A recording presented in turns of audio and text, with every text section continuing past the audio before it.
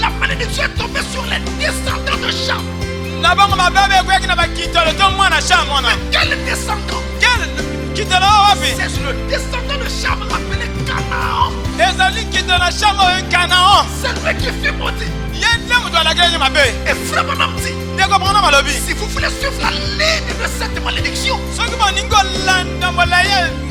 eh bien, vous ferez Canaan qui fut maudit. Et à l'époque, Canaan, ce sont donc les Jordaniens, les Palestiniens. Si vous dites qu'il y a malédiction, donc c'est eux qui sont maudits. Mais le prophète dit non. Tous les hommes sur la terre sont condamnés par leur péché. Mais on est maudit. Maudit que celui qui ne veut pas croire en Jésus-Christ.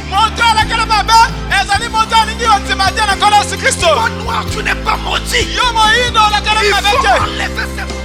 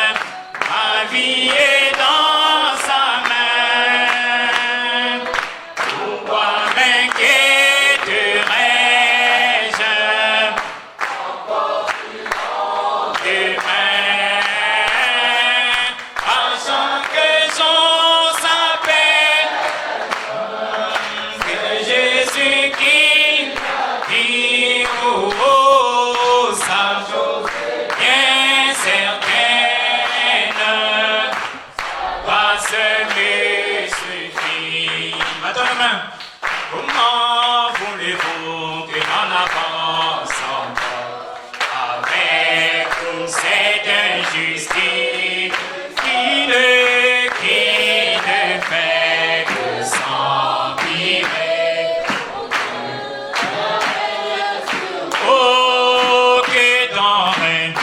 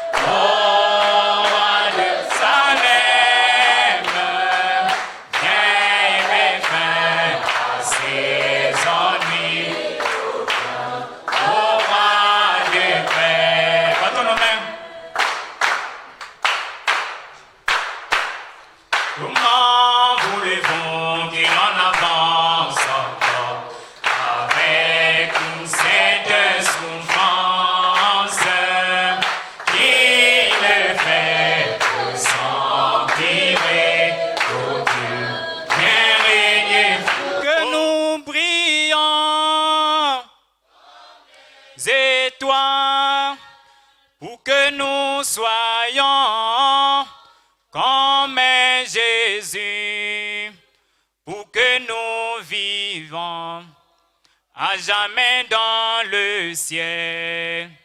Le Saint-Esprit du Seigneur aide. Oh, pour que nous brillons, pour que nous soyons comme Jésus, pour que nous vivions à jamais dans le ciel. Le Saint-Esprit du Seigneur descend, le Saint-Esprit descend.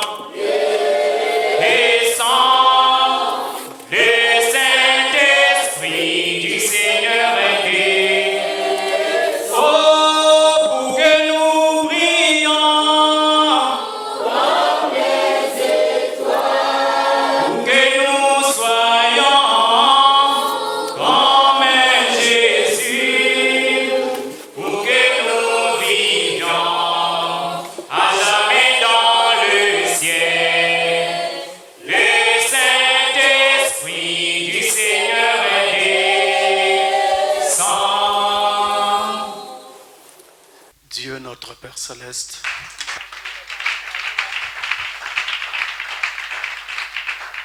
pour la grâce que tu nous accordes d'être rassemblés, nous voulons te bénir et te recommander ce moment afin que toi-même tu conduises cela. Au nom de Jésus-Christ, le Fils de Dieu. Amen. Je vous salue tous au nom du Seigneur Jésus-Christ. Et nous rendons grâce à notre Dieu qui a rendu ce moment possible, qui a fait que nous puissions être rassemblés ici afin de partager encore ensemble la parole.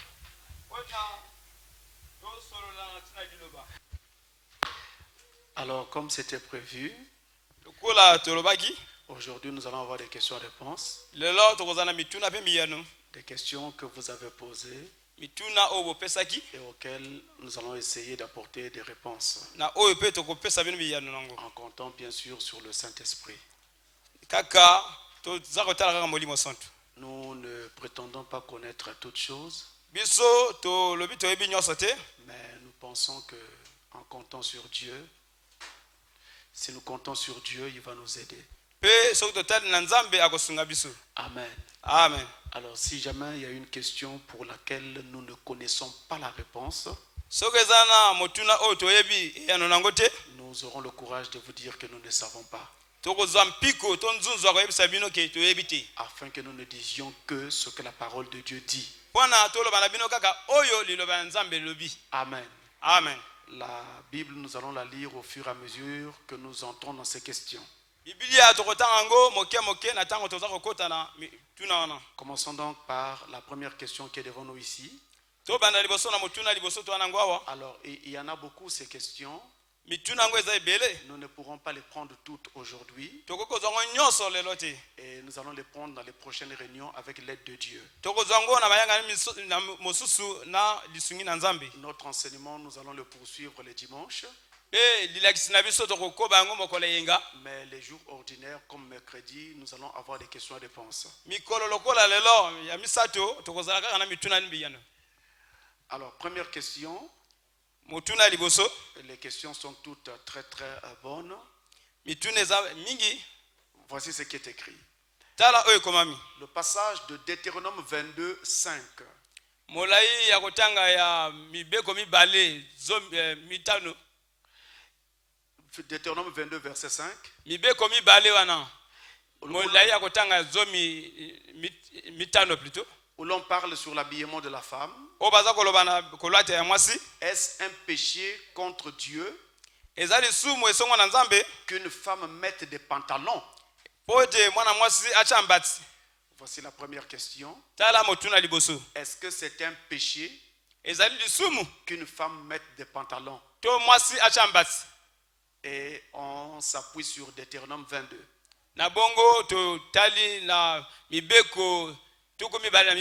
Alors, nous relisons d'abord ce passage de Deutéronome 22. Il est écrit. Deutéronome 22, le verset 5.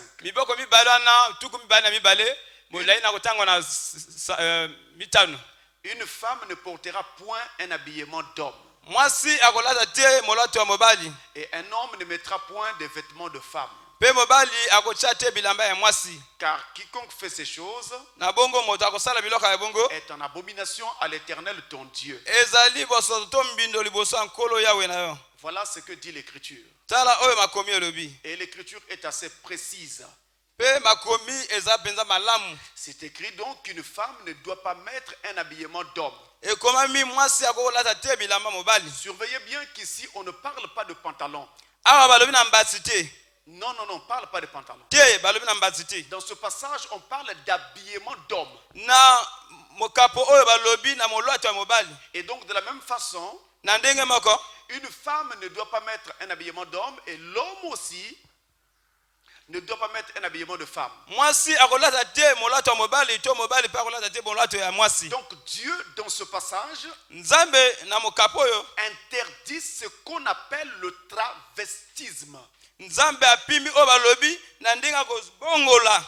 Donc ne changez pas. Dieu veut qu'une femme ressemble à une femme et qu'un homme ressemble à un homme. Mais la femme, quand elle s'habille, qu'elle se regarde bien. Est-ce qu'elle est sûre qu'elle ressemble toujours à une femme? Et si un homme s'habille, qu'il se regarde, est-ce qu'il ressemble toujours à un homme? Voilà ce que Dieu est en train de dire. Maintenant, il se trouve que les pantalons, c'est un vêtement d'homme. Et ça convient très bien à l'homme.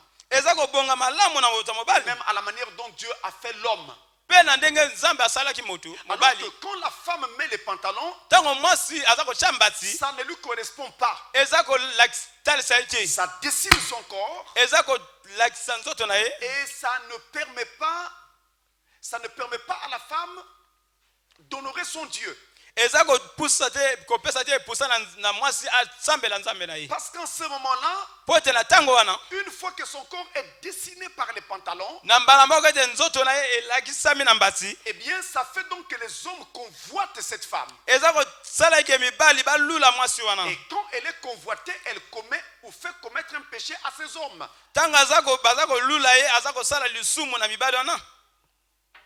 Voilà pourquoi Dieu ne veut pas cela. Alors il veut donc que les différences entre un homme et une femme, en tout cas, soient respectées. Voilà ce que Dieu demande. Alors mettez les vêtements que vous voulez, mais restez une femme. Mettez les vêtements que vous voulez, mon frère, mais restez un homme. C'est cet équilibre que Dieu veut. Voilà pourquoi, étant donné que dans notre génération, les pantalons sont des vêtements d'hommes, alors le prophète de l'âge a interdit les pantalons aux femmes. Vous comprenez? Voilà ce qu'il en est. Alors on continue, toujours, c'est une autre question, mais elle continue sur la première. Si vous le dites, puisque cela est écrit dans la Bible, mais pourquoi pas aussi mettre en pratique les versets 11 et 12?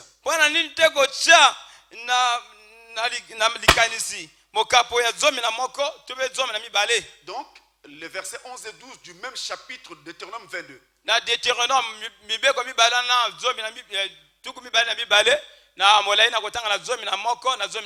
Alors, prenons d'abord ces versets en question. Deutéronome 22, 11 jusqu'à 12. Tu ne porteras point un vêtement tissé de diverses espèces de fils, de laine et de lin réunis ensemble. Tu mettras des franges aux quatre coins du vêtement dont tu te couvriras. Amen. Amen. Alors on nous dit, puisque vous respectez le verset 5, où l'on interdit à la femme de mettre des vêtements d'homme, donc de mettre des pantalons. Alors pourquoi maintenant on ne respecte pas aussi ces versets 11 et 12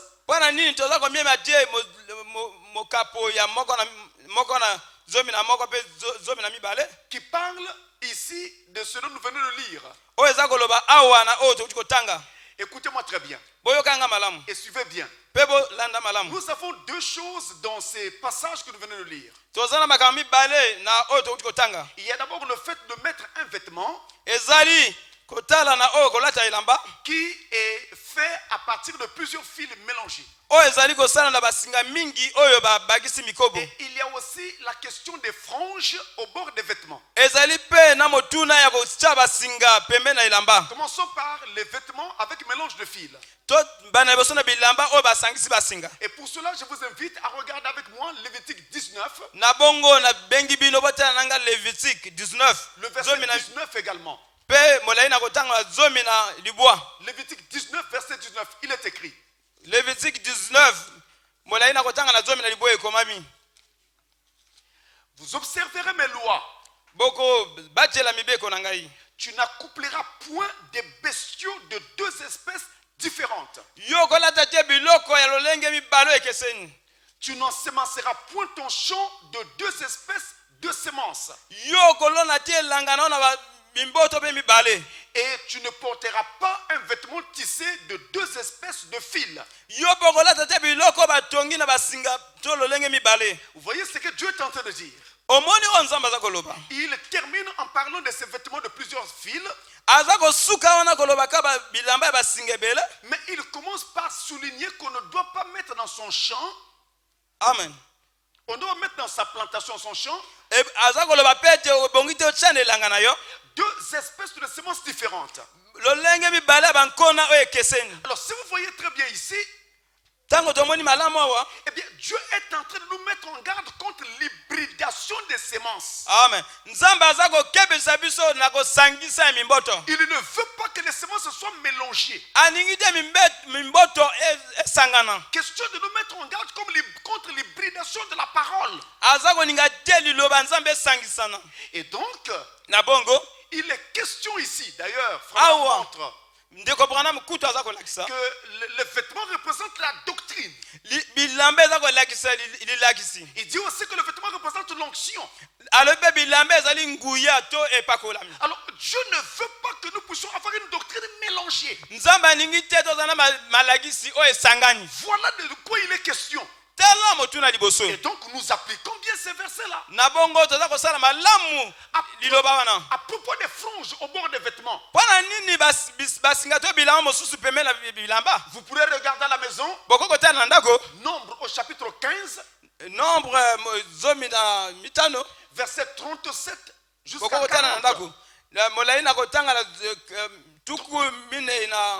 37 à 40. 37 kilo 40. Eh bien, Dieu dit, il avait demandé aux Hébreux de pouvoir mettre les franges au bord de leurs vêtements.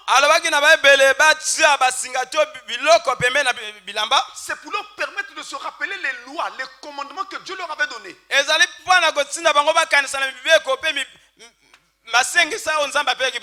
nous sommes dans l'Ancien Testament. Mais dans le Nouveau Testament, Dieu nous dit qu'il va écrire sa loi. Non plus sur des tables de pierre, mais sur les tables de nos cœurs. Nous n'avons donc pas besoin de mettre des franges au bord de nos vêtements. Parce que la loi de Dieu est écrite dans nos cœurs. Et le Saint-Esprit nous est donné pour nous rappeler ces lois-là. Est-ce que cela est clair? Voilà ce qu'il en est. Une autre question. Pourquoi avez-vous dit dans l'une de vos prédications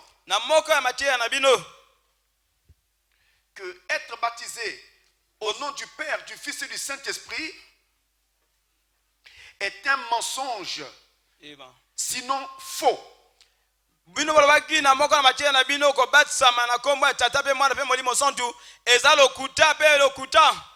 Alors que Jésus-Christ demande de le faire dans Matthieu 28. Verset 18 à 20.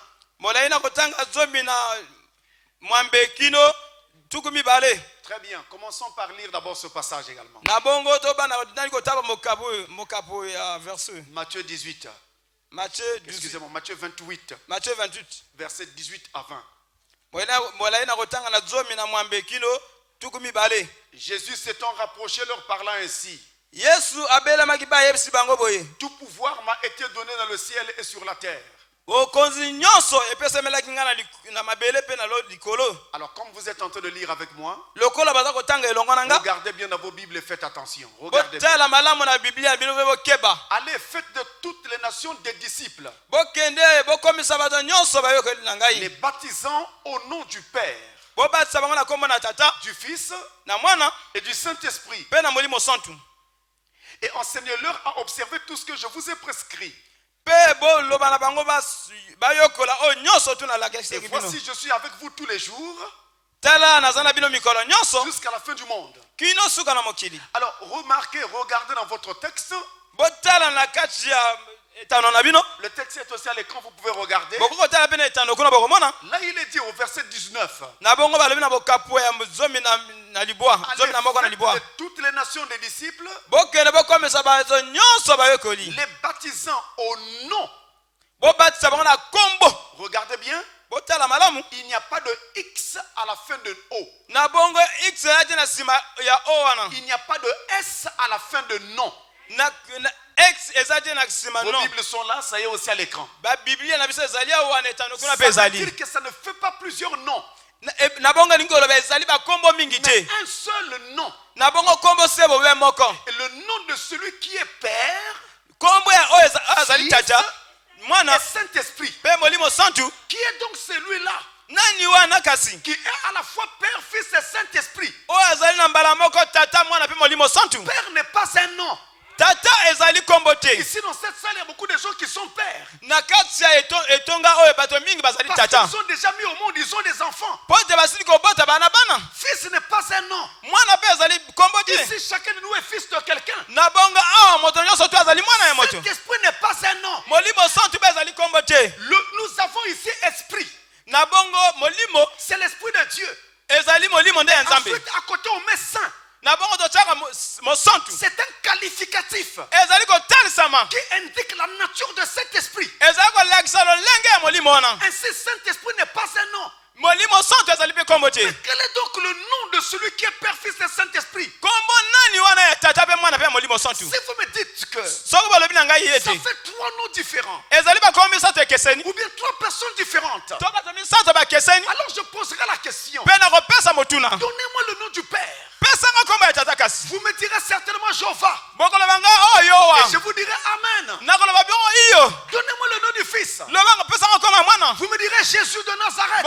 Je dirai Amen. Maintenant, donnez-moi le nom du Saint-Esprit. Là, le débat s'arrête. Il n'y a qu'un seul. Qui est à la fois Père, Fils et Saint-Esprit. Lorsque Jésus a parlé aux apôtres, allez-y, baptisez-les. Au nom du Père, du Fils et du Saint-Esprit. Il parlait aux apôtres. Les mêmes apôtres à qui Jésus parlait, lorsqu'ils s'en allèrent exécuter l'ordre de Jésus, ils baptisèrent dans le nom que Jésus leur avait donné. Alléluia. Ils baptisèrent le nom du Seigneur Jésus-Christ. Acte 2, verset 38. Pourquoi? Parce que le Père de l'Ancien Testament, le chauffeur de l'Ancien Testament, c'est le Jésus du Nouveau Testament. Le Fils du Nouveau Testament, le grand Emmanuel, c'est Jésus-Christ. Et le Saint-Esprit, c'est toujours lui.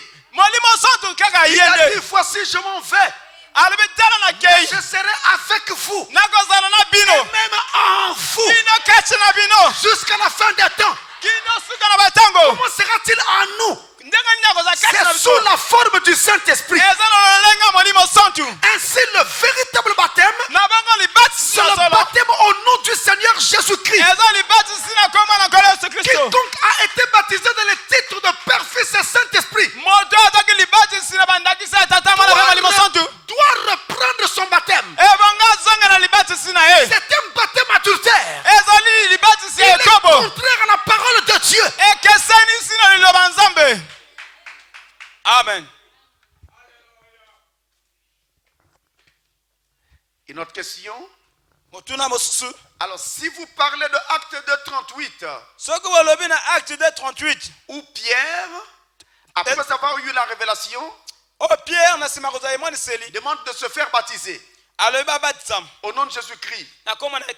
Est-ce pour autant que le baptême au nom du Père, du Fils et du Saint-Esprit devienne une fausse doctrine? Ou sans effet?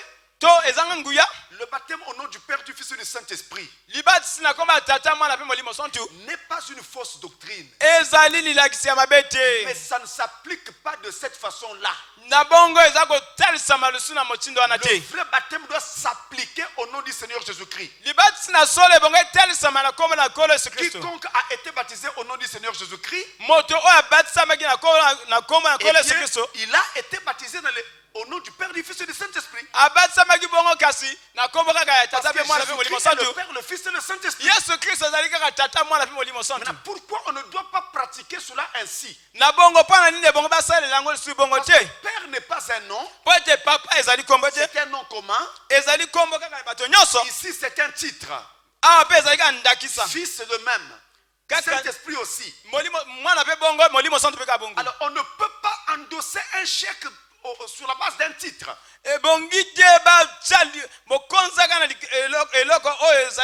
Si quelqu'un vous donne un chèque pour que vous soyez payé, et qu'il écrivait par exemple au nom du ministre, eh bien on vous demandera mais quel ministre? Parce que ministre est un titre. Quel est le nom de ce ministre-là? Vous comprenez? C'est pour cette raison on ne peut pas être baptisé dans les titres. Il faut être baptisé au nom. Amen. Amen.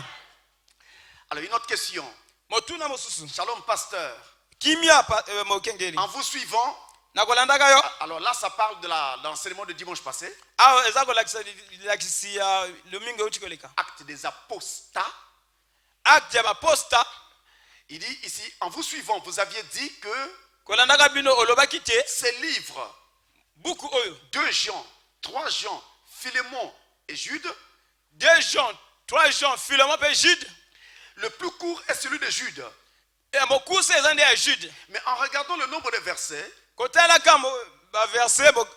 que contiennent chacun de ces livres, 2 Jean paraît être le plus court. Alors je veux savoir dans quel sens devrions-nous comprendre le livre le plus court. Alors vous avez raison de poser cette question. Je me rappelle avoir parlé et dit la chose plusieurs fois, mais de 2 façons. J'ai dit que c'était l'un des livres les plus courts. Et je pense qu'on dirait que j'avais aussi dit que c'était le plus court. Non, ce n'est pas le plus court. Mais c'est l'un des plus courts.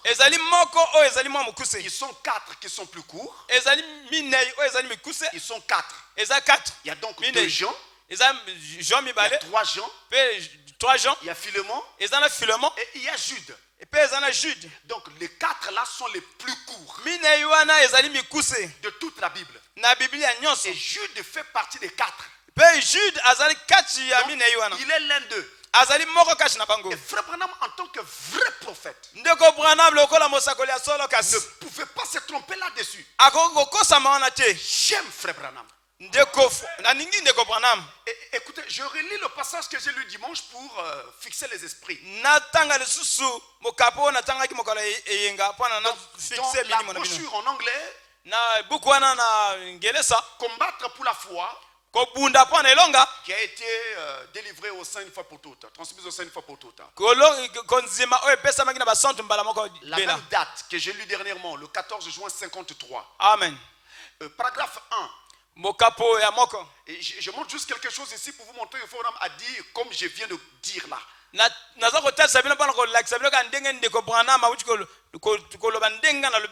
Il dit, paragraphe 1, shortest books in the Bible. Shortest books in the Bible. Il met livre au pluriel. Il y a un S à la fin de book. Shortest books in the Bible. The book of Jude. Le livre de Jude est l'un des livres les plus courts de la Bible. L'un des livres. Il ne s'agit pas du plus court. Il s'agit de l'un des plus courts. Est-ce que c'est clair? Je peux prendre aussi cette autre écriture dans la prédication toujours en anglais. Why I am a holy roller. Pourquoi je suis un saint qui se roule par terre. Prêché le 30 août 53. Paragraphe 11. Madame dit, c'est pour rester avec le prophète. Pas question de dévier une seconde. I want to read some over of the book of Jude. Je voudrais lire quelques versets dans le livre de Jude. It's a very short book. C'est un livre très court. And it's got 25 verses. Et il a 25 versets. Amen. Amen. Il ne dit pas que c'est le plus court de toute la Bible. Mais il dit que c'est l'un des livres les plus courts. Et par exemple, dans celui-ci, dans ce passage, il dit c'est un livre très court. Et c'est tout. Est-ce que c'est clair? Que Dieu bénisse. Amen. De toute façon, de ces 4 livres-là, 2 Jean, 3 Jean, Philémon et Jude, 2 Jean, 3 Jean, Philémon et Jude. Je pense que le plus court c'est 2 Jean. Il doit avoir à peine 13 versets seulement. 13 versets. Donc ça doit être le plus court. Alors nous continuons. Une autre question. Jouer les bandes du prophète dans l'église. Quels que les gens sont assis. Est-ce le message le dit ou pas? Si oui, est-ce qu'on peut avoir les écritures? Si non, pouvez-vous montrer où le prophète le dit? Bon, déjà, je voudrais vous montrer une chose vraiment simple. Nous sommes une église du message. Vrai ou faux? Bongo. Amen. Et une église du message est bâtie sur les enseignements du message. Frère Branham et son message ne sont pas étrangers au milieu de nous. C'est sur cela que nous nous reposons. Maintenant, si nous croyons que Frère Branham est notre prophète, où y a-t-il de mal de prendre une prédication de Frère Branham et de la jouer dans notre assemblée pour que nous entendions? On n'a même pas besoin de se disputer là-dessus.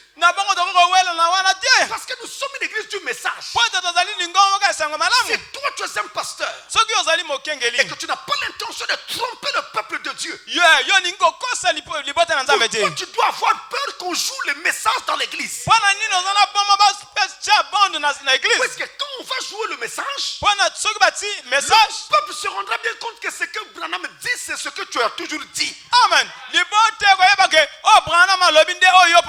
contraire, le peuple aurait davantage confiance en toi. Je crois dans le prophète. Et je crois qu'on peut jouer les bandes du prophète dans l'assemblée. Amen. Amen. D'ailleurs, je voudrais que nous puissions pratiquer cela dans nos assemblées. Amen. Frère Branham, c'est notre prophète. Il n'y a même pas de débat. On ne commence même pas à bouler. Amen. Il n'y a même pas argumenter, monter, descendre. Ça ne sert à pas. Frère Branham dit ceci. Amen. Dans la prédication, je commence par 3 sortes de croyants.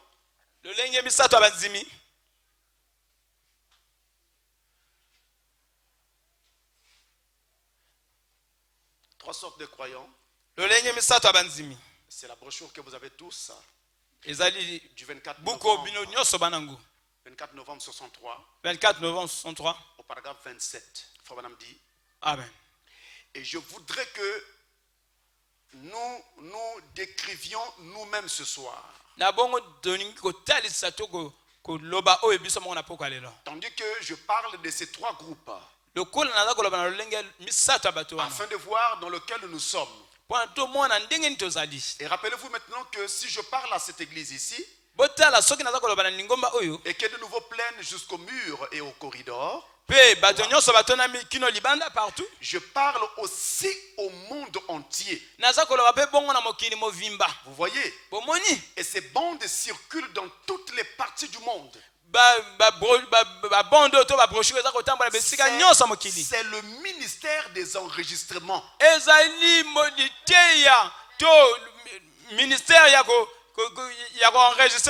Donc on dit encore le ministère des bandes. C'est comme ça que faut m'a appelé cela. Le ministère des bandes. Donc cela est tout à fait en ordre. C'est un ministère. À l'époque de Paul, de Pierre, de Jacques et de Jean, quand ils écrivaient une lettre, et bien cette lettre circulait partout. Les enfants de Dieu rassemblés dans différents endroits lisaient cette lettre ensemble. Ils étaient assis et quelqu'un lisait la lettre pour tout le monde. Voici ce que Paul nous dit. Et ce sont ces lettres-là qui ont constitué ce que nous appelons aujourd'hui les évangiles. C'est ce qui se faisait à l'époque. Pourquoi devons-nous changer cela? Le même Saint-Esprit dans cet âge a parlé par le prophète Branham. Donc c'est normal que nous prenions ces bandes de frère Branham et que nous nous asseyons à certains endroits dans nos maisons, dans nos églises, voire même dans nos bureaux, et que nous jouons ces bandes. C'est tout à fait correct. Amen. Nous pouvons les jouer chez nous à la maison. Nous pouvons les jouer dans nos voitures. Nous pouvons les jouer au travail. Mais nous pouvons aussi les jouer dans nos assemblées. Et je dis que nous devons aussi les jouer dans nos assemblées. Et tout un culte arrive. Nous chantons, nous prions terminer. À l'heure de la prédication, nous prenons une bande de frères, nous jouons. C'est un ordre. Je continue dans la prédication. Le Dieu de cet âge mauvais en anglais. Le Dieu de cet âge mauvais. Vous m'excusez, j'utilise la version anglaise. C'est prêché le 1er août 65. Paragraphe 1er août 65. 1er août 65. Paragraphe 25. Paragraphe 25. Il dit, Last Sunday we spoke on the anointed ones. Le dimanche passé nous avons parlé sur les ouins. The anointed ones in the last days, sur les ouins du temps de la fin. And si vous, any of you, l'un d'entre vous, are tape listeners, et sont des gens qui écoutent les bandes. Be sure to get a tape. Soyez sûr d'avoir cette bande. Not that we want to sell tapes. Pas exactement que nous voulons vendre des bandes. That isn't the idea. Ce n'est pas cela l'idée. It's the idea of getting the message out. L'idée, c'est de propager le message. Si, vous voyez. If you got a tape machine, si vous avez un lecteur de cassette, get a group of people together. Prenez un groupe de gens ensemble, and play it, et jouez-la. And listen close, écoutez attentivement.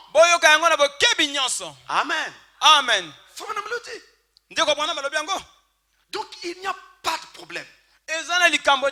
Nous sommes des croyants du message et rien d'autre. Amen. Amen. Par la grâce de Dieu, nous en ferons le programme. Amen. Pas seulement ici, au soleil couchant Brazzaville, au soleil couchant Pointe-Noire, tout où il y a nos églises, nous allons faire cela. Amen. C'est la vérité. Shalom, pasteur. Ma question est celle-ci.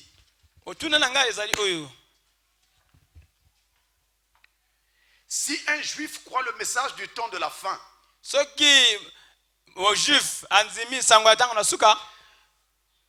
le Saint-Esprit peut lui être accordé. Au jour de l'enlèvement, sera-t-il enlevé? Alors je crois qu'il y a deux questions dans cette question. Si un juif croit le message, est-ce que le Saint-Esprit peut lui être accordé? Ensuite, au jour de l'enlèvement, est-ce qu'il sera enlevé? Eh bien, mes amis, oui. Si un juif croit ce message, maintenant, le Saint-Esprit lui sera accordé. Et si l'enlèvement a lieu, il sera enlevé en faisant partie de l'épouse de Christ. Amen. Je vous montre une chose simple. Je comprends votre question. Ici, il y a un problème de dispensation. Un problème des âges. Voilà. Alors, à l'époque des Juifs, quand Dieu traitait encore avec les Juifs, vous vous rappelez le jour de la Pentecôte par exemple, Dieu était encore en train de traiter avec eux pour un moment. Alors, nous avons vu des gens de nations croire en Jésus et être sauvés. Amen. L'eunuque éthiopien. Alléluia. Ce n'était pas un juif. C'était un éthiopien. Donc quelqu'un des nations. Et il fut sauvé. Le centenier romain. Ce n'était pas un homme des nations. Un homme des nations. Simon de Cyrène, qui a aidé Jésus à porter sa croix. Il était noir. Il n'était pas juif à ce que je sache. Vous comprenez? Donc en ce temps-là, c'est un individu du milieu des nations, croyant en l'évangile, il était sauvé. Mais les nations dans leur ensemble n'étaient pas concernées.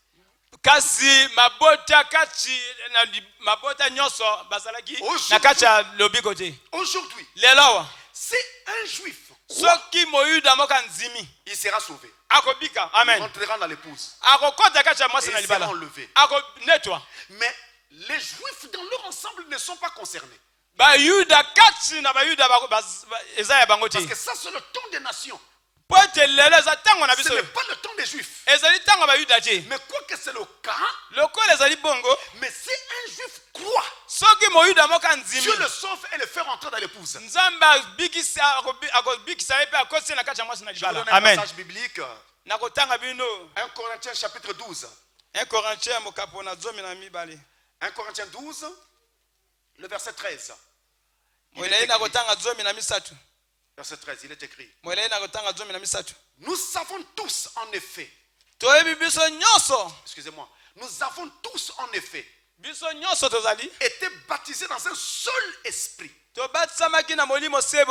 pour former un seul corps. Soit juif, soit grec, soit esclave, soit libre. Et nous avons tous été abreuvés d'un seul esprit. Le juif ici représente Israël, le juif en tant que tel. Le grec ici représente le monde des nations. Maintenant, esclave et libre, ça représente les hommes selon leurs conditions. Alors, des hommes de toutes conditions, qu'ils soient juifs, ou qu'ils soient grecs, ou hommes des nations, s'ils reçoivent le Saint-Esprit, ils rentrent dans le corps de Christ. Et nous formons alors un seul corps. Ce corps de Christ, c'est ça qu'on appelle l'épouse de Christ. C'est ça qu'on appelle encore le corps des élus. Ça s'appelle encore l'église universelle de Christ.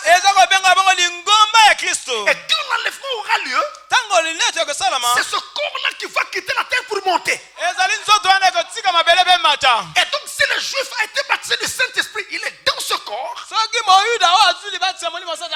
Quand ce corps montera, il montera aussi. Et toi et moi, nous allons monter. Non pas parce que nous disons que nous croyons ce message, mais parce que nous avons fait l'expérience du baptême du Saint-Esprit. Alléluia. Amen. C'est ce Saint-Esprit qui nous fera monter. Un juif peut entrer dans l'épouse en tant qu'individu, mais pas tout Israël. Israël dans son ensemble, son jour viendra, son heure viendra. Quand l'épouse aura quitté la terre, Dieu repartira en Israël avec les deux témoins pour leur ramener ce même message. Les témoins ne seront que des témoins. Un témoin, c'est quelqu'un qui a vécu un événement. Il était là, il a vu la chose. Il vient pour rendre témoignage. Les témoins ne viendront pas avec un nouveau message. Les témoins viendront avec le même message de Malachie 4. Ils vont rendre témoignage de ce message en juif. Vous savez qu'il a été dit que le message du temps de la fin va ouvrir la parole entière. Si le message ouvre la parole entière, les deux témoins viendront ouvrir quoi? Il n'y a plus rien à ouvrir. C'est déjà ouvert. Prenez ce qui est ouvert et donnez-le au peuple. C'est la même chose avec moi, Ephésiens 4. Le message est déjà ouvert, je n'ai pas un autre message. Je dois prendre ce que Malachie 4 a dit et vous le donnez, mes frères. Ce tabernacle est bâti sur le message du temps de la fin. Nous croyons, frère Branham. Nous croyons que ce message est la vérité. Quelles que soient les critiques des dénominations. Mais nous voyons ce que frère Branham a dit dans la Bible. Nous savons que c'est ainsi dit le Seigneur. Amen. Amen, amen, amen. Amen. Gloire à Jésus. Alors là, j'ai un papier avec plusieurs questions. On va essayer de prendre cela et certainement nous terminerons avec ça parce qu'il y a plusieurs questions sur ce papier.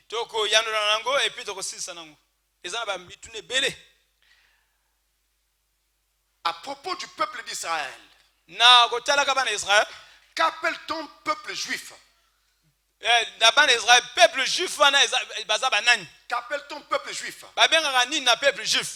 Alors, il y a plusieurs réponses possibles ici. Je m'en vais vous donner quelques précisions. Le mot juif vient du nom du quatrième fils de Jacob, qu'on appelait Judas. En hébreu, Yuda. C'est de ce nom-là que vient le mot juif.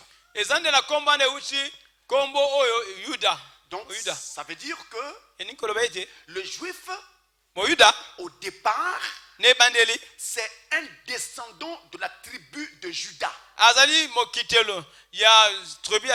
Ou quelqu'un qui habitait la tribu de Juda. C'est ça le juif au départ. Ensuite, après le schisme d'Israël, la séparation, quand Israël a été divisé en deux parties, nous avons eu le royaume du Nord avec les 10 tribus. Ça s'appelait royaume d'Israël ou royaume du Nord. Et on a eu le royaume du Sud avec deux tribus. La tribu de Juda tribu ya Juda et la tribu de Benjamin. pe libota ya Benjamin. Ça s'appelait royaume de Juda Bazako benga bokonzi ya Juda ou royaume du sud. pe royaume ya se. On a donc eu deux royaumes d'Israël. Bazaki bokonzi mbala ya Israël. Alors va arriver un moment où ceux qui étaient au nord Natango moko bato baki na likolo vont être attaqués par les Assyriens. bato ba Syrien bakobunisa bango. Le roi d'Assyrie, Bakonzi mokonzi ya Syrie appelé Sennacherib, babengaki kombo Sennacherib. va donc déporter une bonne partie du gens du nord vers son pays. Azui bato ya likolo amemi bango na mboka na ye. Alors le royaume du nord va connaître une secousse sérieuse. Na bongo bokonzi ya likolo ekozwa kotuta mboka makasi. À partir de ce moment-là, Na tango wana le royaume du sud, bokonzi ya se Juda va prendre de l'importance. akokoma siko monene. Et tout Israélite de cette époque-là Pe ba Israël nyonso ya tango wana va maintenant prendre le nom des habitants du sud. bakozwa siko kombo ya bavanzi ya sud. On va donc les appeler juifs. Bakobenga bango ba Yuda. Ça veut donc dire qu'en ce moment-là, Eningi oloba na tango wana après le schisme d'Israël, na nsima kopasuka Israël le juif c'est tout Israélite, bajuif nde Israël mobimba qu'il soit de Juda ou pas. azala ya Yuda to te. Donc ça s'est élargi. Na kendaki nde mosika Et va aussi arriver ekokoma pe avec la mise en place na nsima kotia bango na esika du judaïsme, kovandisa bango bakoma bayuda qui est l'âme même du peuple juif. oyo ezali kutu nzinga ya libota wana. Alors, tout habitant, tout pratiquant du judaïsme bato nyonso bavandaka to mpe basalelaka boyuda va aussi prendre le nom de juif. bakozwa mpe koma bayuda. Donc un juif c'est aussi un pratiquant du judaïsme. moyuda moko azali mpe moto asalelaka boyuda na Un peu ye comme nous disons chrétiens. lokola biso toza kobenga bakristo Parce que je crois en Christ. mpo to naza konzima na kristo Et je fais partie du christianisme. mpe naza kati ya Donc bakristo. celui qui croit en judaïsme, moto aza konzima na boyuda eh bien on va donc l'appeler un juif. bakobenga ye moyuda. Et après cela, mpe na nsima yango va venir l'église. ekoyaka lingomba. C'est l'apôtre Paul qui dit, eza ntoma Paul alobaki nous l'église, nous sommes l'Israël spirituel. alobi biso lingomba tozali Israel nde ya molimo Donc nous sommes les juifs spirituels. tozali bayuda ya molimo. Alors voilà donc 4 façons de comprendre le mot juif. tala lolenge minei ya kososola liloba na moyuda. Au départ, ce sont les habitants du royaume de Juda. na ebandeli azalaki bato oyo bavandaki na royaume ya Juda. Après le schisme d'Israël, na nsima kopanza na Israel eh bien c'est donc tout Israélite qui est appelé juif. ezali Israel nyonso babengi yuda Et oyuda. après, il y a eu donc les pratiquants du judaïsme ezalaki na bato bakosalela boyuda qui prirent le nom de juif. bazwaki koma bayuda. Et enfin, au travers de l'apôtre Paul, mpe na bongo na nzela ya l'église motema polo aussi est appelée Israël, donc juif. mpe lingomba babengi bango Israel nde Parce que bajuif. le véritable juif, dit Paul, mpe moyuda ya solo elobi ntoma polo. ce n'est pas celui qui en a les dehors. Alléluia. ezali te moto aza nango na libanda. Mais le véritable juif, c'est celui qui l'est de l'intérieur. moyuda ya solo ezali nde oyo aza na kati. Donc c'est l'église. ezali nde lingomba. Voilà pour Amen. la question sur les juifs. tala motuna to moyano wana likolo ya boyuda. Une autre question. motuna mosusu Sachant que l'adoration du peuple juif est physique, kotala ete kobondela libota na bayuda ezali ya polele to na miso. quels sont les types de rituels qui font l'objet de leur adoration? bokoko na bango esala mpo na bango basambela ezalaka ndenge nini. En d'autres termes, quels sont les rituels des juifs? bizaleli na bango ezali ndenge nini. De l'adoration des juifs, quels sont leurs rituels? bizaleli na bango ya kosambela eza ndenge nini. Alors, il y en a vraiment beaucoup. ezali mingi. Et ces rituels, surtout aujourd'hui, portent tous bizaleli na bango lelo kotalaka lelo des noms hébreux. ezali na komba bayebela. Je ne pourrai pas tout vous citer. nakoki kotanga bilongo nyonso te. Je vais essayer d'en parler selon que l'Esprit va mettre cela sur ma Amen. pensée. nakoloba moke moke na ndenge ete molimo ekotanga ngo na likanisi. Nous commençons déjà par la période biblique. tokomi siko na ndembe ya biblia. Il y a déjà le rituel de la circoncision ezali na bongo eloko babengi kokata ngenga qui est venu par Abraham, oyo yakaki na Abraham tata na biso que Dieu lui avait donné comme signe. oyo nzambe apeyaki lokola elembo. Et ce rituel-là consiste à faire que le 8e jour, na bongo bokoko to bomesano wana esalaki mokola ya mwambe. tout enfant mâle doit être circoncis. mwana nyonso mobali mo bakate ngenga. On l'amenait au temple bakomena temple to pour la ema cérémonie de circoncision. mpe bazala kokata ye. Et quand l'enfant était de sexe féminin, soki mwana azalaki mwasi on l'amenait aussi au temple. bakomea mpe na ema. Aujourd'hui d'ailleurs, c'est ce qui se fait. On l'amène toujours au temple quand elle est l'enfant de sexe féminin. Et on va juste prononcer quelques paroles et quelques prières. Et il n'y aura pas de circoncision. Et je tiens à signaler que Dieu n'avait jamais parlé de circoncision chez les femmes. Parce qu'il y a une pratique en Afrique de l'Ouest où on excise les femmes. L'excision pour enlever les désirs sexuels chez les femmes. C'est une mauvaise pratique. Et nous ne devons pas pratiquer de telles choses. Je crois que nous n'avons pas ce problème-là ici. Puisque ces enseignements vont partout au travers du monde. Je veux que les frères qui sont partout là-bas en Afrique de l'Ouest le sachent. C'est la parole de Dieu. Alors donc vous avez cela. Vous avez également les fêtes de l'Éternel. Qui étaient devenues pour les Juifs comme des célébrations. Et qu'ils célèbrent tout le temps aux dates fixes. Et au cours de ces célébrations, il y a donc des rituels, une façon de faire. Vous avez 7 fêtes de l'Éternel. La fête de Pâques, qui est la première, je les cite dans l'ordre. La première, c'est la Pâques. La deuxième, c'est la fête des pains sans levain. La troisième, c'est la fête des prémices. On dit aussi fête de la gerbe agitée. Ce jour-là, on agitait la gerbe d'un côté et de l'autre. De l'est vers l'ouest. Je passe. La quatrième fête, c'est donc la fête de la Pentecôte. On l'appelle encore les 2 pains. Parce que ce jour-là, on agitait 2 pains devant l'Éternel. Elle s'appelle encore la fête des semaines. Parce qu'il fallait observer 7 semaines. Donc 49 jours. Le 50e jour, c'était donc la fête de Pentecôte. Et vous avez entendu que 50, Pentecôte veut dire 50, c'est tout ça. La 6e fête, c'est la fête je crois que c'est la fête des trompettes. Non, la 5e, excusez-moi.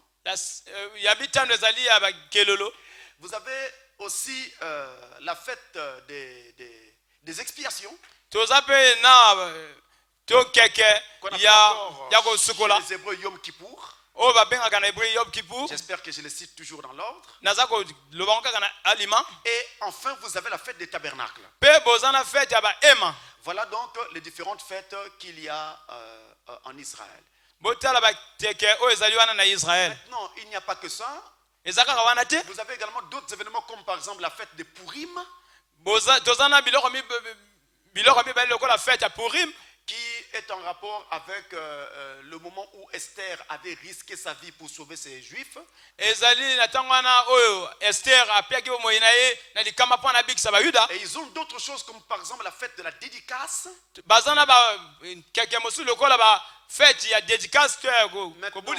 Maintenant, il y a d'autres rituels qui vont également avec la naissance d'un enfant.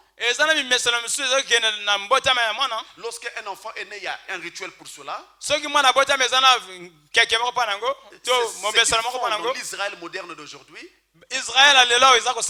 Lorsqu'il y a mariage, il y a aussi des rituels qui vont avec. Lorsqu'il y a un décès, il y a aussi des rituels. Ils ont même des prières relatives à cela. Et vous n'oubliez pas également que chez eux, il y avait une tradition comme quoi il fallait toujours se laver les mains avant de manger. Amen. En tout cas, au travers de chacun des événements dont je viens de parler, il y a plusieurs rituels qui se faisaient. Nous continuons. Le peuple juif sorti de l'Égypte pour Canaan Quel était leur emplacement dans le territoire occupé? Alors, lorsqu'Israël sort de Canaan, Israël n'a pas occupé qu'un territoire de Canaan. Israël a occupé tout Canaan. Quand ils sont rentrés, il leur avait été dit qu'ils devaient donc conquérir tout le territoire. Donc ils sont allés d'un endroit à un autre. Et ils ont conquis tous les territoires. Ensuite, il fallait faire le partage. Chaque tribu devait être à sa place dans le pays. Ils ont occupé tout Canaan, pas seulement une partie. Une autre question. Pourquoi ces 12 tribus se divisèrent-elles? Après un certain temps, d'une part constituée de 10 tribus et d'autre part de 2 tribus.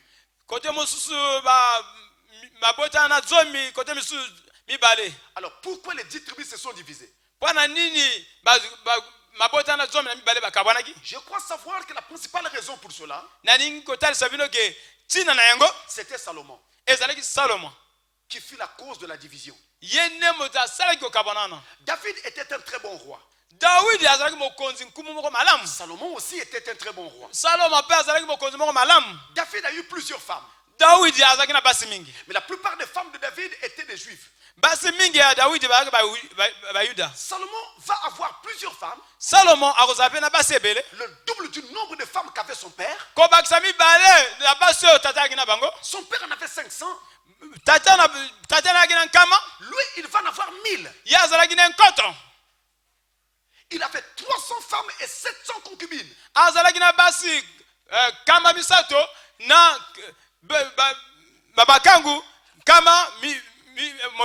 cette époque, les concubines avaient rang d'épouses. Les concubines, donc les makangu là, comme tu dis. Oui, oui. C'était comme des épouses. Alors, que va-t-il donc se passer? Les femmes que Salomon va épouser, plusieurs d'entre elles venaient d'autres royaumes et étaient idolâtres. Et ces femmes-là ont amené l'idolâtrie en Israël. Ça a beaucoup déplu à Dieu. Vous vous rappelez que Salomon a eu une histoire avec une de nos sœurs.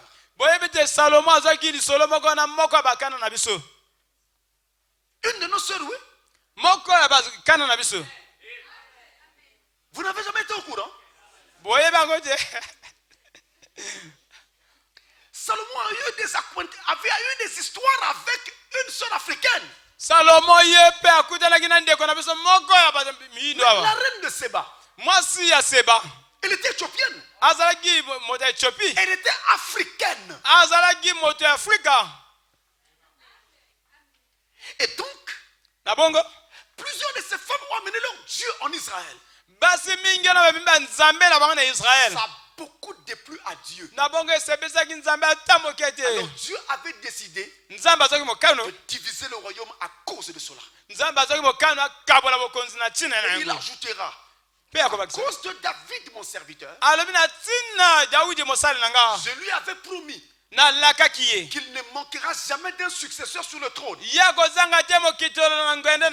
vais donc lui garder 2 tribus. Et un descendant de David s'assiera sur le trône de ces tribus-là. C'est ainsi qu'après la mort de Salomon, nous avons eu le royaume qui s'est divisé en 2. Une partie des 10 tribus, le royaume du nord, Israël, dirigé par Jéroboam. Et Jéroboam n'était pas de la maison de David. Il n'était pas dans la lignée de David. Ensuite, il va y avoir le royaume du sud. Le royaume de Juda. Avec 2 tribus. La tribu de Judas et de Benjamin. Judas et Benjamin. Et là, on aura au trône Roboam. Roboam était de la tribu. Plutôt un des descendants de David. Donc un des descendants de la maison de David. Alors le schisme va intervenir. Le schisme, la division va arriver. Comment? Lorsque Roboam prend le trône après la mort de Salomon. Les Hébreux viennent le voir. Là c'est la cause directe. Et lui disent, les taxes que tes pères ont mis sur nous sont trop lourdes. Je t'en prie, allège pour nous ces taxes. Ça devait être le jour même de son intronisation. Roboam dit, quoi? Vous dites que les taxes sont trop lourdes? Eh bien, moi je vous dis que ma main à moi, Roboam, sera plus pesante que celle de mes pères avant moi. Alors le peuple n'a pas accepté cela. Ça a créé un trouble. Et ce trouble a fini par une scission. Et Israël a été divisé en deux. Une partie au nord, dirigée par Jéroboam, et une partie au sud, qui est donc restée avec Roboam. Voilà ce qu'il en est. Amen. Notre question. À propos du peuple des nations. Qu'appelle-t-on peuple des nations? Alors, ces questions sont très bonnes parce que vraiment, elles constituent en quelque sorte une sorte de base. Qu'appelle-t-on peuple des nations? Eh bien, au départ, nous avons eu sur la terre Noé, qui a survécu après le déluge avec ses 3 enfants. Sem, Cham et Japhet. À partir de ces 3-là, la terre entière va être peuplée. Sem, S-E-M, va donner le peuple juif. Cham et Japhet vont donner tous les deux le peuple des nations. Donc les nations, ce sont les peuples qui ne sont pas juifs. Toi et moi, nous sommes noirs. Nous sommes congolais. De ces 3 enfants-là, nous venons de qui? Eh bien, nous sommes descendants de Cham. Nous n'avons pas exactement pour père Cham. Mais Cham est notre arrière-grand-père. Et les gens ont dit que les Noirs étaient maudits. Parce que Cham avait été maudit. Faites attention mes frères. L'arbitre a parlé dans cet âge. L'arbitre a déjà sifflé dans cet âge. Regardez bien votre Bible, mes amis. Les gens disent que les Noirs ne voulaient pas parce qu'ils sont maudits. Les gens disent aussi que les Noirs sont très émotifs. Et que ce sont les blancs qui raisonnent. Toutes ces choses-là sont des caricatures. L'homme noir n'a jamais été maudit. Jamais. Lisez bien votre Bible. Lorsque Cham a vu son père nu, Noé, et bien Cham est allé rire et raconter à ses frères, Sem et Japhet, que papa a bu. Il s'est enivré. Il le disait en riant. Il est allé exposer les horreurs de son père. C'est une malédiction. Maintenant, ces 2 frères, Sem et Japhet, se sont dit, nous ne pouvons pas voir la nudité de notre père. Ils ont pris un manteau. Ils sont avancés en reculant. Et ont jeté sur leur père pour ne pas voir sa nudité. Et quand le papa s'est réveillé de son vin, on lui a dit ce qu'il avait fait. Ce que Cham avait fait. Alors le papa qui était prophète a prononcé la malédiction. Mais lisez la Bible. La malédiction n'est pas tombée sur Cham. La malédiction est tombée sur les descendants de Cham. Mais quel descendant? C'est le descendant de Cham appelé Canaan. C'est lui qui fut maudit. Et Frère Branham dit, si vous voulez suivre la ligne de cette malédiction, eh bien, vous verrez que c'est Canaan qui fut maudit. Et à l'époque, Canaan, ce sont donc les Jordaniens, les Palestiniens. Frère Branham dit, si vous dites qu'il y a malédiction, donc c'est eux qui sont maudits. Mais le prophète dit non. Tous les hommes sur la terre sont condamnés par leur péché. Personne n'est maudit. Mais maudit que celui qui ne veut pas croire en Jésus-Christ. Toi noir, tu n'es pas maudit. Il faut enlever ces pensées-là. Et même dans vos familles, arrêtez de croire qu'il y a des malédictions dans vos familles qui vous suivent fou. Même si c'était le cas, mais toi tu as cru le message. Après avoir cru le message, la malédiction de ta famille t'accompagne encore. Alléluia. Tu dois croire. Toute malédiction qui était contre toi est tombée. Je peux entendre un amen. L'apôtre Pierre était en prison, gardé par 4 escouades de 4 soldats, enfermé là-bas. Mais quand l'ange est descendu, il a seulement touché Pierre. Il a juste touché Pierre. Les chaînes sont tombées. Est-ce que dans cet âge nous avons aussi reçu un ange? Est-ce que tu as été touché par cet ange? Si tu crois ce message, c'est que tu as été touché par cet ange. Alors la malédiction qui t'accompagnait est tombée. Est-ce qu'il y a un courageux qui dit amen à cela? Il n'y a pas de malédiction pour un enfant de Dieu. Tu es dans la bénédiction. Ta vie va prospérer. Amen. Toi qui es étudiant, tu dois croire que tu vas finir. Tu as ta licence, ta maîtrise et tout ce que tu veux. Toi qui vas au marché, tes affaires vont prospérer.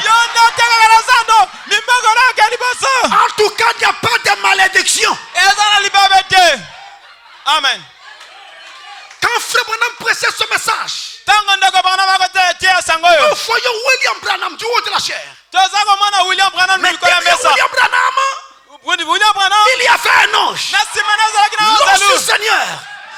Quand il disait un mot, c'est l'ange qui soufflait ce mot-là. Quand tu dis amen à la foi du message, tu dis amen à la foi de l'ange. Alléluia. Amen. Voilà pourquoi nous devons savoir et croire qu'il n'y a pas de malédiction.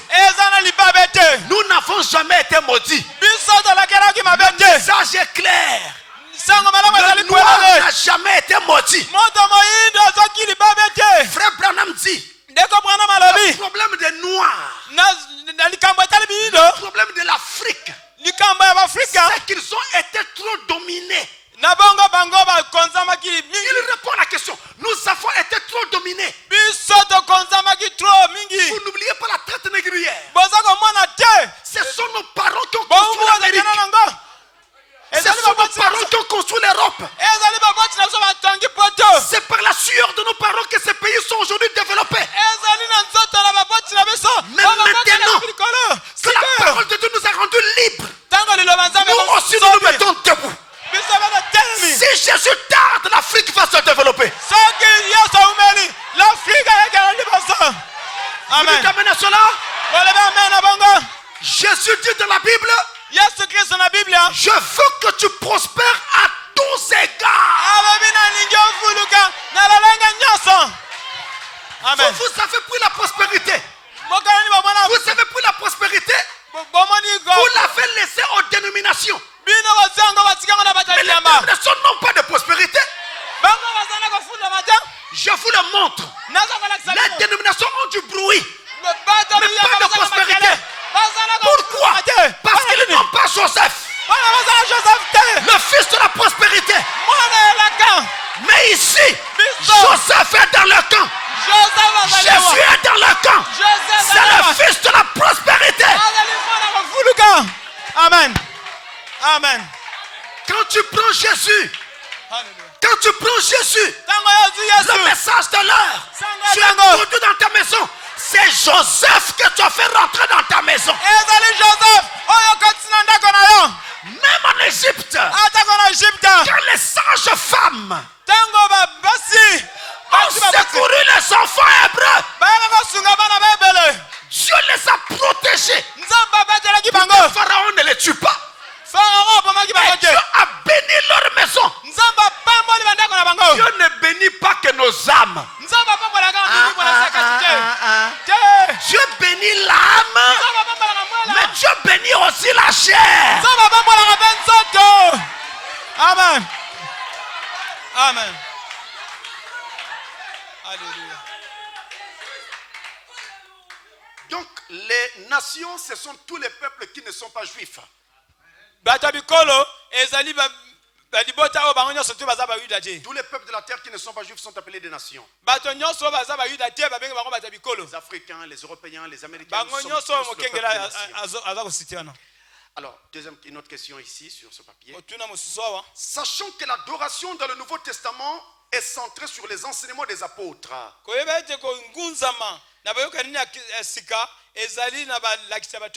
Quels sont les rituels qui font l'objet de cette adoration? Quels sont les rituels dans l'adoration du Nouveau Testament? 3 rituels. Il n'y en a que 3. Le premier rituel, c'est le baptême d'eau. Matthieu 28, verset 18 à 20. Matthieu 28, 19 à 20. Acte chapitre 2. Acte 2. Verset 37 à 39.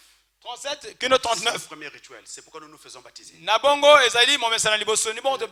deuxième rituel, c'est le lavage des pieds. Jean chapitre 13. Jean 13. Verset 2 à 15. 2 à 15. Le troisième rituel, c'est la Sainte Seine.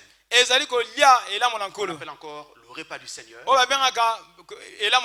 qu'on appelle à tort la communion. Parce que communion veut dire parler. C'est pas un repas. La Sainte Seine, c'est le repas du Seigneur. C'est 1 Corinthiens chapitre 11. 1 Corinthiens chapitre 11. Verset 23 à 34. 23 à 34. Les 3 rituels. Nous continuons. À propos du message du temps de la fin. Qu'appelle ton message du temps de la fin? Eh bien, le message du temps de la fin est un message de préparation de l'épouse de Christ qui est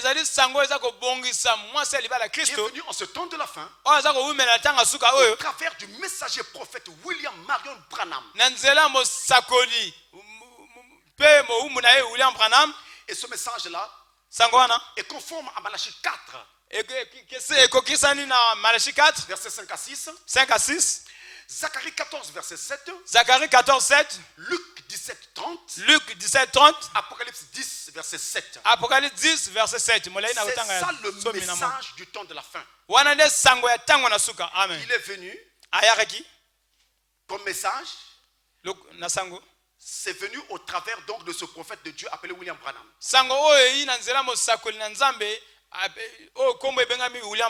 Et ce messager est le 7e messager. Parce qu'il y a 7 âges de l'église. Éphèse, Smyrne, Pergame, Thyatire, Sardes, Philadelphie, et Laodicée. Laodicée, c'est le temps dans lequel nous vivons. Eh bien, Éphèse, c'était le temps dans lequel vivait l'apôtre Paul. Et donc, notre période à nous est appelée Laodicée. C'est Apocalypse chapitre 1 et 2. Apocalypse 1 et 2. Les deux chapitres là. Jusqu'au chapitre 3 d'ailleurs. Ça parle donc des âges de l'église. Dans le chapitre 1 de l'Apocalypse, on parle de Christ d'abord. On parle de Christ dans sa septuple gloire. Et ensuite, dans quelques 2 ou 3 versets, on parle des âges de l'église. Verset les chapitres 2 et 3 de l'Apocalypse, chapitre 2 et 3 Apocalypse, nous parle des lettres aux âges de l'église. Donc les messages envoyés aux âges de l'église. Et le messager William Branham est le messager du dernier âge de l'église. L'âge de l'église de Laodicée, dans lequel nous vivons. Et comme ces messagers sont appelés des anges, le mot ange en grec veut dire messager. C'est pourquoi on dit aussi ange. On les appelle aussi des étoiles. Et William Branham devient alors la 7e étoile. Il est écrit que Christ avait 7 étoiles dans sa main droite. Je tiens à vous faire remarquer qu'il n'avait pas une 8e.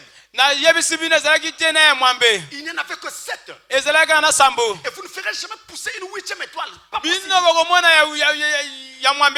Quel que vous soyez, peu importe la puissance de votre ministère, il n'y aura pas un 7e ex aequo. Il n'y en aura pas. Il n'y avait que 7 étoiles. Et vous remarquerez que l'arc-en-ciel aussi a 7 couleurs.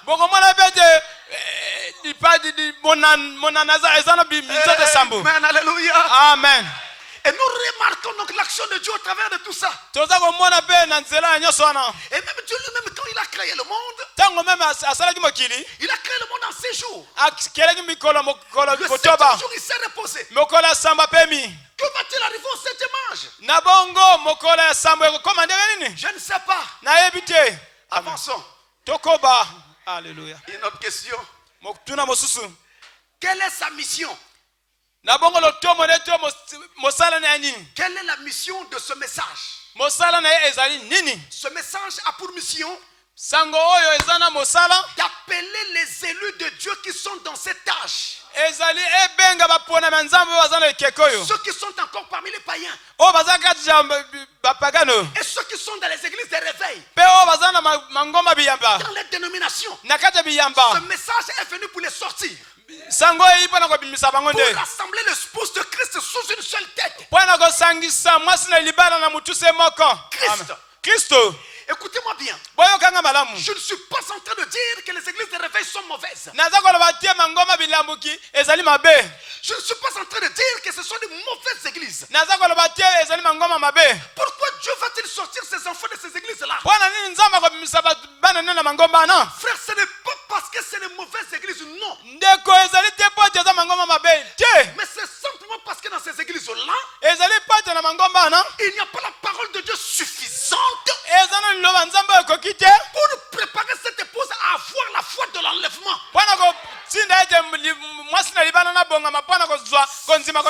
C'est pourquoi Dieu doit les sortir afin qu'ils viennent sous le message et reçoivent la foi de l'enlèvement. Parce qu'il est écrit que la foi vient de ce qu'on entend. Et ce qu'on entend de la parole de Christ. Si vous n'avez pas de parole, vous n'aurez pas de foi. Si vous avez peu de parole, vous aurez peu de foi. Mais si vous avez la plénitude de la parole, vous aurez la foi dans sa plénitude. Et c'est ce que Dieu veut. Donc ce message vient pour rassembler l'épouse. Ce message c'est carrément cause de la mission d'Eliezer, qui partit pour appeler Rebecca. Eliezer ne savait pas que la fille Rebecca. Eliezer est allé dans le pays d'Abraham. Il s'est tenu près d'une source d'eau. Eliezer n'est pas rentré dans le village. Il est resté près des eaux. Il est seulement resté là. Près des eaux. Et la femme est sortie vers le soir. Là où elle était. Elle sentait un besoin d'aller faire les eaux. Il y avait un désir. Elle ne comprenait pas cela. C'est comme lorsque tu es venu au message. Tu as envie de prier. Mais quand tu partais dans la dénomination, tu ne sentais rien du tout. Et tu te posais la question. N'y a-t-il pas autre chose quelque part? Eliezer est resté avec les eaux. La parole. Et l'épouse firent là. Et ensuite l'épouse va aller dire au revoir à sa famille. La famille lui dira, est-ce que tu es sûr de partir? Elle dira, oui, je fais partir. Attention. Est-ce que tu connais le où on t'amène? Fais attention. C'est des branamistes. Ils vont te faire adorer Branham. Fais attention. Papa, j'irai. Est-ce que tu as déjà vu Isaac? Je n'ai pas besoin de le voir, j'irai. C'est ça le véritable christianisme. Quand Abraham sortit, il est allé vers un pays qu'il n'avait jamais connu. Quand Rebecca sortit, il est allé vers un Isaac qu'il n'avait jamais connu. Et là, nous sommes sortis du monde. Nous avons fait un royaume que nous n'avons jamais connu. C'est ça la mission, rassembler l'épouse de Christ. Ce message vient pour appeler l'épouse hors des dénominations. Hors des traditions pentecôtistes. Et hors du monde. Pour rassembler l'épouse sous une seule tête. Ce n'est pas Branham cette tête. C'est Christ. Amen. Amen. Une autre question. Qu'appelle-t-on cette sceau? Cette tonnerre. Cette trompette. Ça c'est la nourriture des gens du message. Cette sceau. Cette tonnerre. Cette trompette. Laissez-moi vous dire quelque chose. Voici comment se présente le livre de l'Apocalypse. Puisque vous m'avez provoqué. On y va. Nous avons le chapitre 1. Le livre de l'Apocalypse a 22 chapitres. Le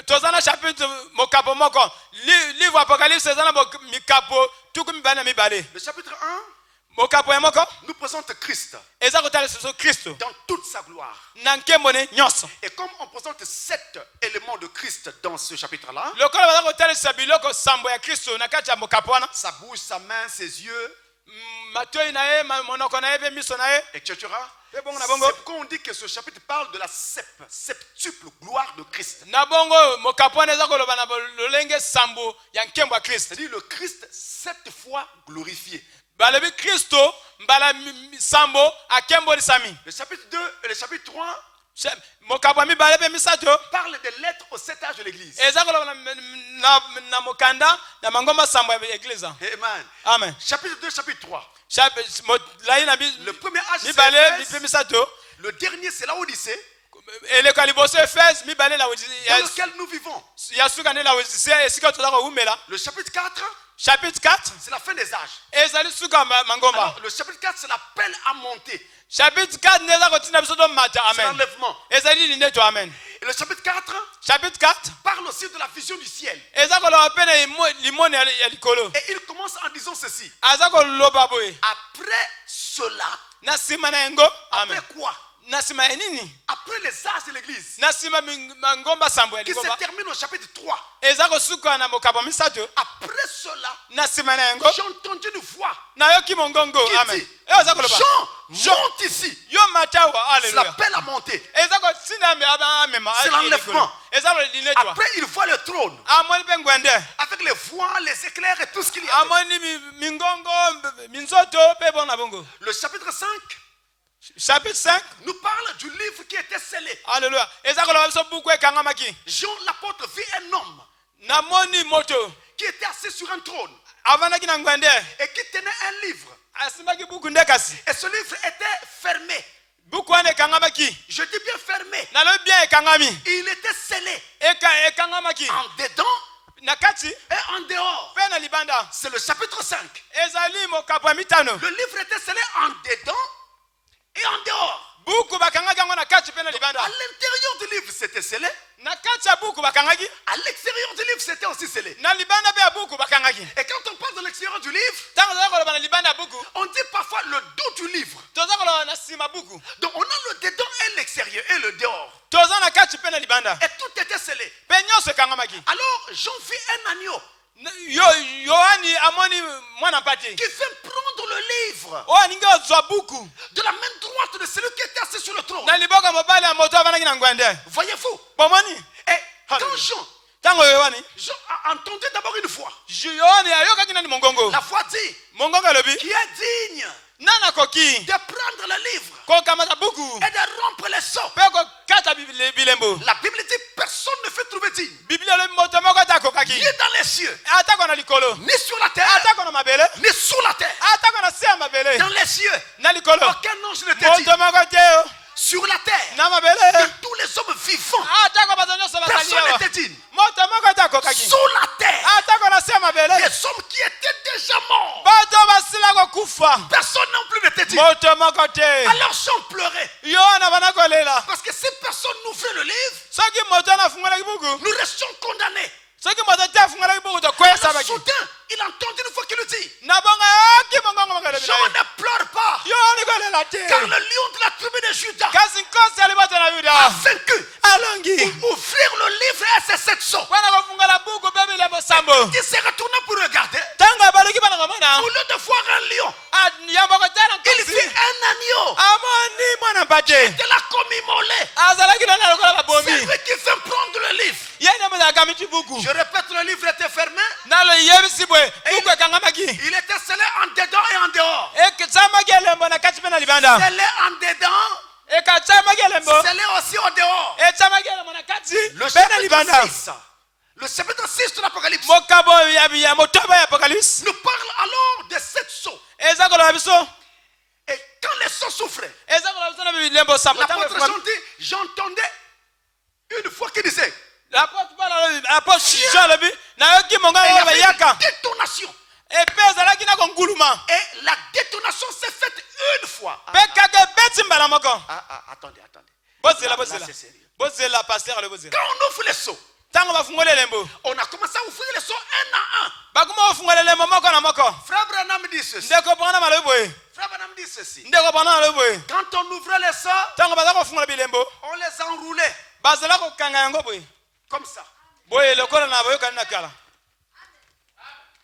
Et quand on enroulait, on mettait l'insigne au-dessus avec un cachet qui scellait le tout. Le prophète dit, ça c'est le premier saut. Après, on enroulait le deuxième sur le premier. Le troisième sur le deuxième. Le quatrième sur le troisième. Le septième saut était le dernier à être enroulé. Et on l'enroulait sur le sixième. Mais quand les seaux vont être ouverts, William Branham commence par le premier saut. Comment cela? Comment a-t-il fait pour sortir ce saut-là de l'intérieur? Pour commencer par ce saut-là. Parce que tous ces sauts, depuis le premier jusqu'au sixième, c'était gardé caché dans le septième.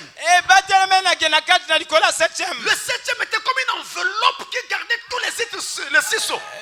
C'est la raison pour laquelle William Branham dit que le septième saut, c'est le saut mystère de tous les mystères. Et maintenant, quand vous allez lire Apocalypse 6, reprenez ça à la maison, vous allez voir. Vous allez voir que quand on ouvre le seau, j'ai entendu une détonation. À l'ouverture du premier seau, au deuxième saut, au troisième saut, au quatrième saut, cinquième, sixième, septième, plus rien. Il n'entend plus de détonation. On entend ça une fois. Quand le premier saut a été ouvert, qu'est-ce qui s'est passé? Il y a eu un bruit de tonnerre. Quand on ouvre le premier, Amen. C'est que le premier pour être ouvert, il fallait que le septième soit d'abord ouvert. Alléluia. Alors tout est éparpillé. Je peux prendre le premier et le révéler. Ainsi de suite. Amen. Je vais revenir là-dessus. Amen. L'Apocalypse 7 Apocalypse chapitre 7 parle de l'appel de 144 000. Les 144 000 Les 144 000 juifs. 144 000 Ce n'est pas toi. yote. Nous ne faisons pas partie des 144 000. Ce sont les juifs. Ce sont les tribus d'Israël qui sont concernées. Ensuite, vient Apocalypse 8. Apocalypse chapitre 8. Les deux premiers versets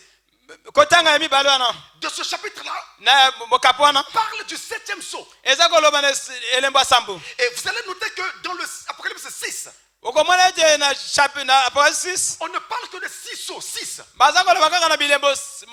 Et on s'arrête là. Vient le chapitre 7.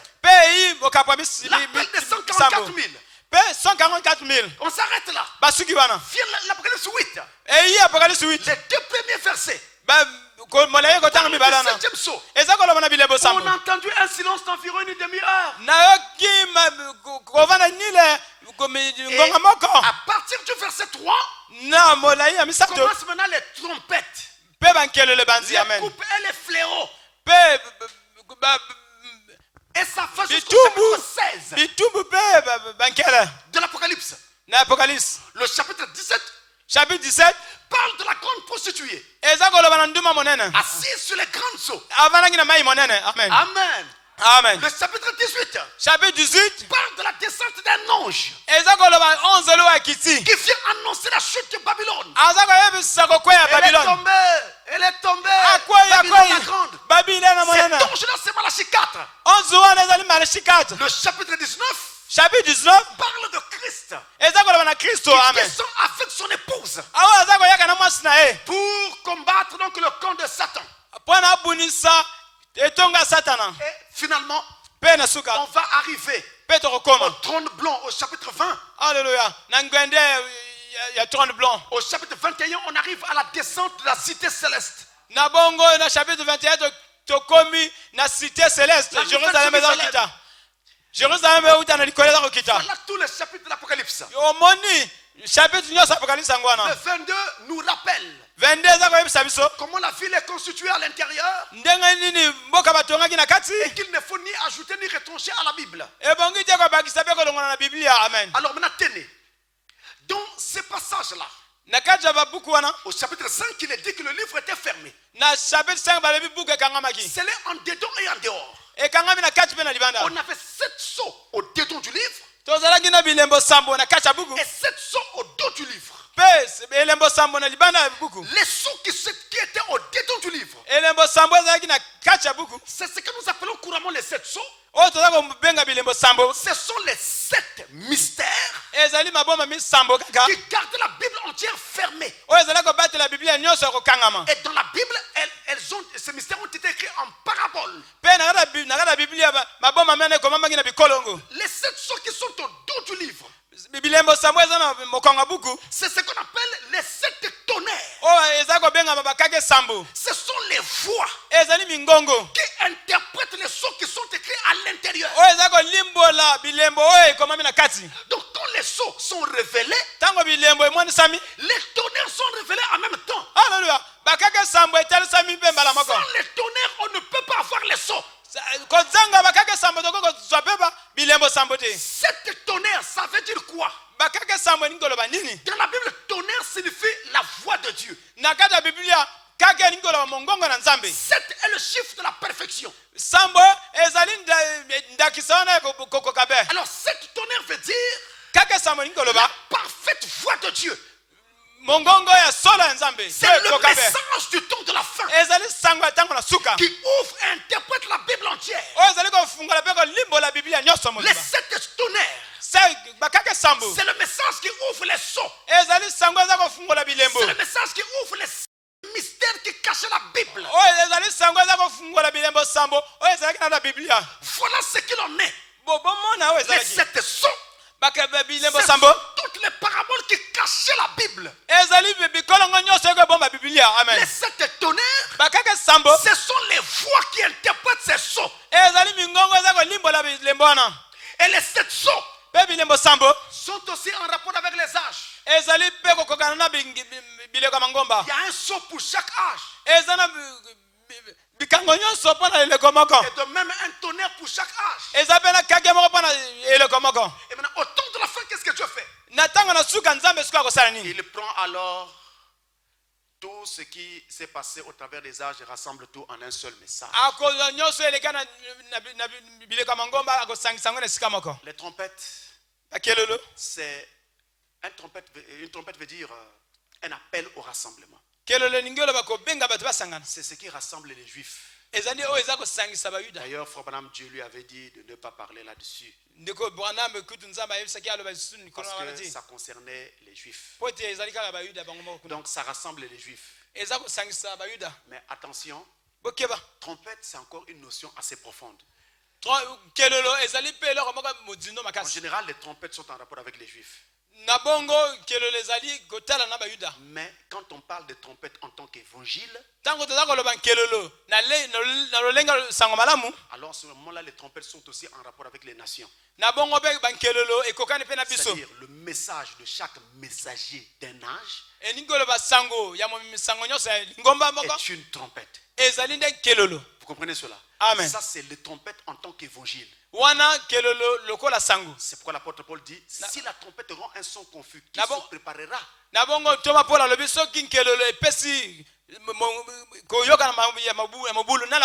Il parle là des trompettes de l'évangile. Les trompettes juives sont des trompettes de persécution. Et il faut vraiment dire, elles sonnent toutes sous le 6e sceau. La persécution des Juifs. Ce qui devait donc les obliger à repartir dans leur territoire. C'est ce qui a été fait. Alors, les Juifs ont déjà eu 6 trompettes. Il leur reste une 7e trompette. La 7e trompette, ça sera Élie et Moïse, les 2 témoins parlant en Israël. Et la 7e trompette juive est comme le 7e sceau chez les nations. Le 7e sceau rassemble l'épouse sous Christ. Et la 7e trompette, Élie et Moïse, ramènera Israël à reconnaître son expiation. Alors je crois que l'heure est partie. Je n'ai même pas fini avec ces questions, je vais être obligé de m'arrêter là. Amen. Amen. Question de temps, nous pourrons prendre la suite prochainement.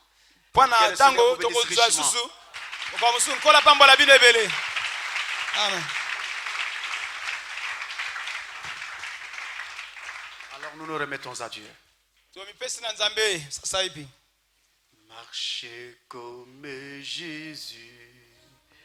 Marchez comme Jésus.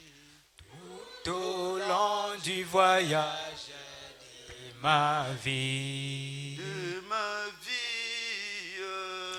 De la terre à la gloire, je demande seulement à marcher comme lui.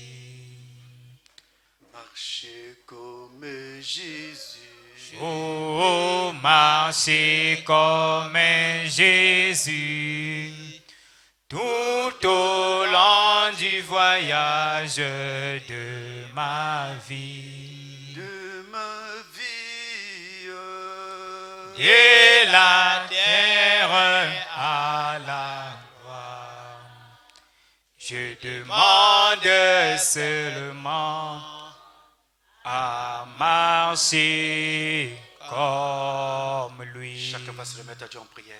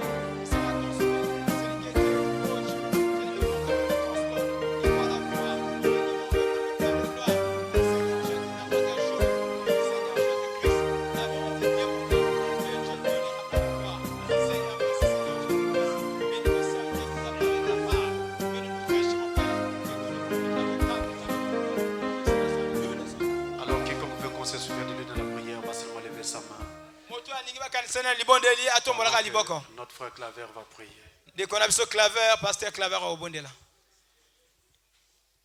Dieu Tout-Puissant, Père Céleste, nous te sommes infiniment reconnaissants de ce que, Seigneur, en ce temps de la fin, tu nous as envoyé un message qui nous a ouvert les yeux, Seigneur, et qui nous a révélé qui nous sommes, Seigneur. Oh Seigneur, par cette révélation, nous avons compris, Seigneur, que nous avons l'autorité qu'il faut, Seigneur, de marcher sur toute la puissance de l'ennemi. Et sur la base de cette autorité, Seigneur, nous nous remettons à toi et nous ordonnons au diable de s'écarter de nos vies. Nous ordonnons à toutes sortes de maladies de quitter nos vies. Et nous ordonnons au péché de s'éloigner de nous, parce que nous avons reçu le message de cette tonnerre. Ce message qui nous donne la foi de l'enlèvement. Merci Seigneur pour ce ministère, Seigneur Dieu de gloire, que tu as envoyé, Seigneur, parmi nous. Oh, bénis ton serviteur, parce que Seigneur Dieu Tout-Puissant, ce sont des choses que l'oreille n'avait jamais entendues. aujourd'hui, Seigneur, sont révélés, Seigneur. Parce que, Seigneur Dieu Tout-Puissant, tu as un peuple que tu as mis à part. Oh, merci beaucoup, Seigneur. Ton serviteur vient de prêcher. Il s'est déchargé. Et nous en avons tiré profit. Laisse que tu le charges encore, Seigneur. Parce que nous avons besoin de lui. Nos âmes ont besoin d'un tel ministère, Seigneur. Oh, qui sonne une trompette lucide. Nous n'avons pas besoin d'une trompette confuse. Nous avons besoin d'une trompette claire. Afin que nous puissions danser clairement. Que nous puissions marcher clairement conformément à ta parole. Bénis chaque frère. Bénis chaque sœur en cet endroit. Et bénis aussi, Seigneur, ceux qui sont venus pour la première fois. Laisse qu'ils puissent, Seigneur Dieu de gloire, réaliser que nous n'adorons pas un homme en cet endroit. Mais nous t'adorons, toi, le Seigneur Jésus-Christ. Béni soit ton Saint-Nom. Au nom tout-puissant du Seigneur Jésus-Christ. Amen. Amen. Alléluia.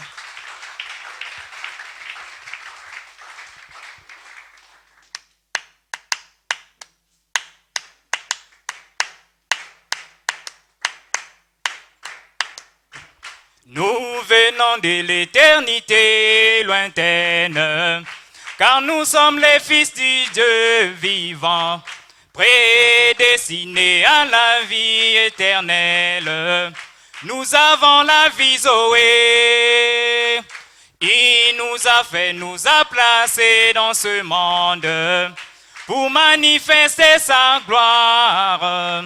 Mais le courroux du malin nous fit fall, et Dieu nous ôta la vie pour montrer son grand amour pour nous.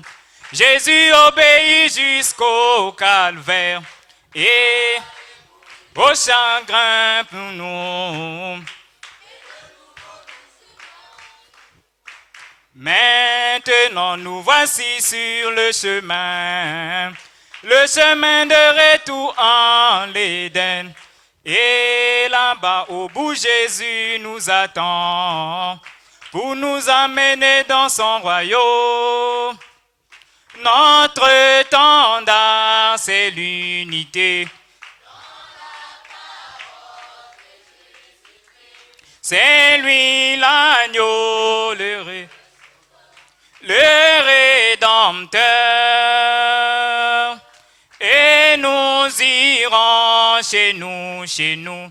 Nous verrons nos frères et sœurs. Et nous serons dans la maison. Maranatha. Nous contemplerons le Dieu vivant. Criez le Dieu. Nous chanterons aux gloire à Dieu. Alléluia. Et les anges s'étonneront quand ils verront des fils de Dieu louant Jésus, le grand vainqueur.